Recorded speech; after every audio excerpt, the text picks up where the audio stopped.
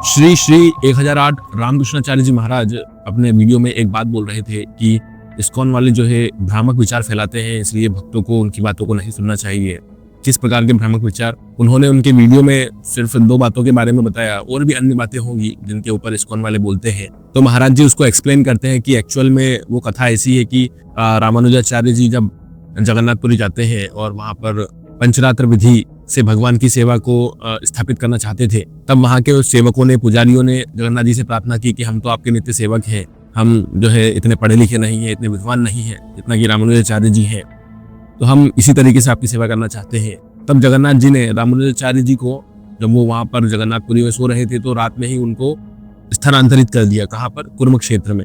और जब रामानुजाचार्य जी कुर्म क्षेत्र में सुबह उठे तो उन्होंने देखा कि मैं कहाँ आ गया हूँ, और उन्होंने वहां पर तपस्या किया तो उन्हें पता चला कि यह भी कुर्म क्षेत्र है। कुर्म क्षेत्र मतलब भगवान कुर्म के अवतार जो हुए हैं उनका स्थल है। और फिर उस जगह पर उन्होंने भगवान कुर्म की आरती, उपासना और उनका मंदिर स्थापित किया, जो कि आज भी आप वहां पर जाकर देख सकते हैं। बट महाराज जी अपने वीडियो में बताते हैं कि इस्कॉन वाले इसको ऐसा नहीं बताते। इस्कॉन वाले बताते हैं उनकी कथा में कि रामानुजाचार्य जी को उठा करके फेंक दिया रात में। तो इस्कॉन वाले किस तरह की भाषा का प्रयोग करते हैं रामानुजाचार्य जी के लिए। ऐसे ही महाराज जी के वीडियो के कमेंट सेक्शन में बहुत सारे कमेंट्स आए, उनमें से एक कमेंट्स ये भी किया गया था। इसमें ये लिखा है कि इस्कॉन ने एक बुक रिलीज की है जो कि तिरुवाईमोझी पर बेस्ड है, जिसे श्रीधर श्रीनिवास दास जी ने लिखा है। उस किताब में कुछ ऐसी व्याख्याएं हैं जो पारंपरिक आचार्यों की व्याख्या से अलग है।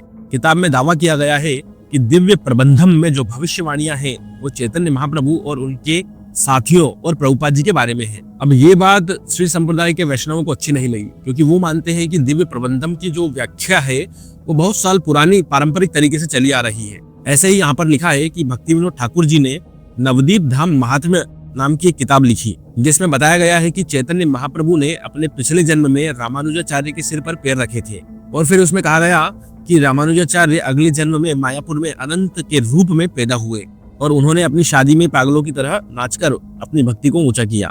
अब ये सब कहानियां सुनकर कुछ लोगों को लग रहा है कि रामानुजाचार्य जी का अपमान किया जा रहा है। तो यहाँ पर बात यह है कि जो भगवान के महान भक्त हुए हैं, महान संत हुए हैं, महान आचार्य हुए हैं, उनके बीच में कभी भी इस बात को लेकर या कोई भी बात को लेकर मतभेद नहीं रहा है। ये मतभेद क्यों आ रहा है? ये बातें क्यों ऐसी कंट्रोवर्सी में आ रही है? क्योंकि आज की तारीख में जरूरी नहीं है कि एक संस्था में सभी शुद्ध भक्त हों।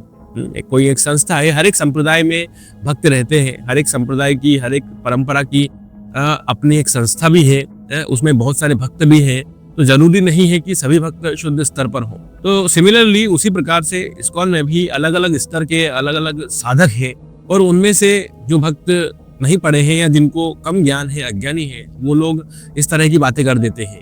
हाँ, एक बात मैं जरूर कहूंगा कि मजाक में ही सही, या आप सिर्फ कथा करने के चक्कर में या प्रचार करने के चक्कर में इन कथाओं को, जो आचार्यों की कथाएं, उनको इस तरीके से मजाकिया लहजे में बोल देते हैं, वो भी सही नहीं है। जब भी प्रभुपाद जी का नाम या रामानुजाचार्य जी का नाम या वल्लभाचार्य जी का नाम या उनकी कथाएं आती हैं तो उनको बहुत ही सम्मान पूर्वक और आदर पूर्वक हमें बोलना चाहिए। पर वही बात है ना कि कुछ लोग इसको इस तरीके से बोल देते हैं कि वो थोड़ा सा अपमानजनक हो जाता है दूसरे संप्रदायों के लिए। तो प्रॉब्लम यही है कि कुछ लोग जो इन कथाओं को पढ़ तो लिए हैं, है ना, बुक्स को रट तो लिए हैं, बहुत सारी चीजें उन्होंने ज्ञान अर्जित तो कर लिया है, लेकिन उसको इम्प्लीमेंट कैसे करना है, अपने जीवन में कैसे उतारना है, उसको कैसे प्रेजेंट करना है, कैसे बोलना है, उन चीजों में थोड़ा सा कच्चे हैं। उस कारण से वो फ्लो में अपमान कर जाते हैं। बट द थिंग इज कि जो हमारे आचार्य हैं, जो हमारे शुद्ध भक्त हैं, जो भी परंपरा में महान संत हुए हैं, उनके बीच में कोई मतभेद नहीं है। वो इस तरह की बात आपको कभी करते हुए नहीं मिलेंगे। इवन आप इस्कॉन में भी देखेंगे तो बहुत सारे महान आचार्य, बहुत सारे महान सन्यासी, गुरु, सब लोग मौजूद हैं। लेकिन कभी आपने देखा कि इस्कॉन के किसी गुरु ने सामने आकर के कुछ बात बोली हो, कुछ विवादित टिप्पणी की हो? नहीं ना। या उनकी बुक्स में कुछ इस तरह की विवादित बात लिखी हो? बिल्कुल नहीं। वो लोग इस स्तर पर हैं कि वो सिर्फ शुद्ध भक्ति की बात करते हैं, भगवान की कथा के बारे में बात करते हैं, भगवान की लीला के बारे में बात करते हैं, उनको स्मरण करने के बारे में बात करते हैं। और एक और पॉइंट यहाँ पर ये लिखा था कि भक्ति विनोद ठाकुर जो है, उन्होंने उनकी बुक नवदीप महात्म्य में ये लिखा है कि रामानुजाचार्य जी के सर के ऊपर चैतन्य महाप्रभु ने अपने पैर रखे, और श्री श्री रामकृष्णाचार्य जी महाराज जी बता रहे हैं कि ये तो बात ही झूठ है, क्योंकि चैतन्य महाप्रभु तो 500 साल पहले आए थे और रामानुजाचार्य तो उनके भी पहले थे, तो ये कैसे संभव है? तो बात सही है, बिल्कुल उन्होंने बिल्कुल सत्य बात कही है, बट द पॉइंट इज कि जिस प्रकार से भक्त लोग ले रहे हैं कि चैतन्य महाप्रभु ने रामानुजाचार्य जी के सर के ऊपर पैर रखे थे, उसको नेगेटिव पॉइंट ऑफ व्यू से लिया जा रहा है या उसको प्रेजेंट भी गलत तरीके से किया जा रहा है। उसमें कोई असम्मान की बात नहीं है। उसे जब आप पढ़ेंगे तो आपको पता चलेगा कि साधक की भक्ति में प्रगति हो, उसको इस भाव से लिखा गया है और किसी का असम्मान या किसी का अनादर करने के लिए उसको ऐसे प्रेजेंट नहीं किया गया है। वो तो आजकल के लोग उसको इस तरीके से प्रेजेंट करते होंगे उनके तरीके से, इसलिए उस पर विवाद हो रहा है। नहीं तो भक्ति विनोद ठाकुर जी का कोई ऐसा इंटेंशन नहीं था कि वो रामानुजाचार्य जी को अनादर करे। एक सम्मान पूर्वक उन्होंने ये बात लिखी है और इसको उस तरीके से प्रेजेंट किया है।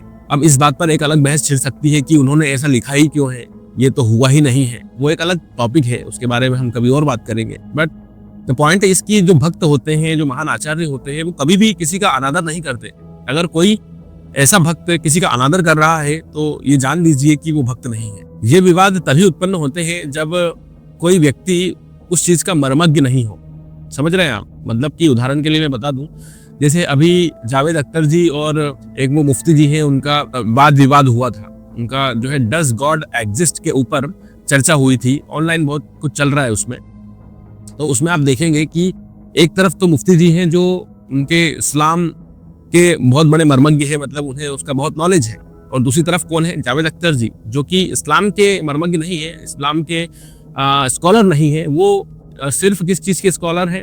कविताएं लिखने के, राइटिंग के, गज़ल के, गाने के, इनके बहुत बड़े स्कॉलर हैं। तो उसके बारे में उनसे आप कुछ भी पूछिए तो उसमें वो अच्छी तरीके से बता पाएंगे और आप हार जाएंगे। लेकिन अगर आप उनसे इस्लाम के बारे में पूछेंगे तो उतने बड़े स्कॉलर नहीं है जितना कि उनके सामने खड़े मुफ्ती जी हैं। तो जब वाद विवाद होता है तो दोनों को एक ही स्तर होना चाहिए। जो दो लोग उसमें विवाद कर रहे हैं उन दोनों का एक ही स्तर होना चाहिए, दोनों स्कॉलर होने चाहिए, जब जाकर उस बात पर विवाद हो सकता है, वाद विवाद हो सकता है। सो उसी प्रकार से जो लोग स्कॉलर नहीं है, जिन लोगों को पता नहीं है इसके बारे में, वो लोग इसके ऊपर बोलते हैं और फिर वही गड़बड़ हो जाती है।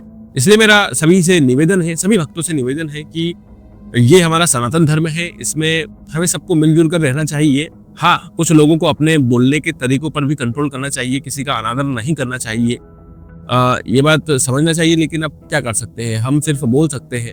ये चीज़ तो उन्हीं लोगों को समझना होगी जो लोग ये सब कर रहे हैं। और फिर उसमें कंट्रोवर्सी यही आती है कि जो हमारे आचार्य हैं, जो हमारे सन्यासी महान संत हैं, महाराज हैं, उन लोगों को बोलना पड़ता है। वो लोग नहीं बोलना चाहते, लेकिन फिर भी उन लोगों को आकर के डिफेंड करना पड़ता है, चीज़ों को क्लेरिफाई करना पड़ता है। मैंने ये भी देखा है कि आजकल लोग आंख बंद करके भक्तों के ऊपर भरोसा करते हैं क्योंकि उन्हें भक्ति में प्रगति करना है। लेकिन यहाँ पर एक पॉइंट मैं क्लेरिफाई करना चाहूँगा कि कलयुग एक ऐसी जगह है, ये समय एक ऐसा समय है जहाँ पर शुद्ध भक्त मिलना बहुत डिफिकल्ट है। और अगर आपको कोई शुद्ध भक्त नहीं मिला है, शुद्ध भक्त गाइड नहीं कर रहा है, तो आप सिर्फ वहीं तक जा सकते हैं जहाँ तक आपको वो भक्त ले जा रहा है।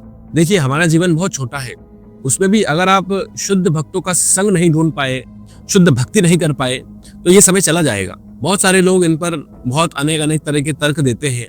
वो बोलते हैं कि हमें जितना आता है उतना ही हमें बताना चाहिए, हमें जितना आता है उतना ही सीखना चाहिए, और भगवान पर डिपेंडेंट रहना चाहिए, गुरु पर डिपेंडेंट रहना चाहिए, हमें वो आगे निकाल कर ले जाएंगे। सो इस पूरे टॉपिक के ऊपर एक अलग वीडियो बन सकता है, मैं इतना लंबा खींचना नहीं चाहता हूँ। मेरा मेन टॉपिक यही था कि श्री श्री रामकृष्णाचार्य जी महाराज ने जो बोला है इस्कॉन के बारे में, उसको किस तरीके से देखा जाए और इस्कॉन को क्या समझना चाहिए, वो उनको देखना चाहिए कि भाई हम कहाँ पर सुधार करें।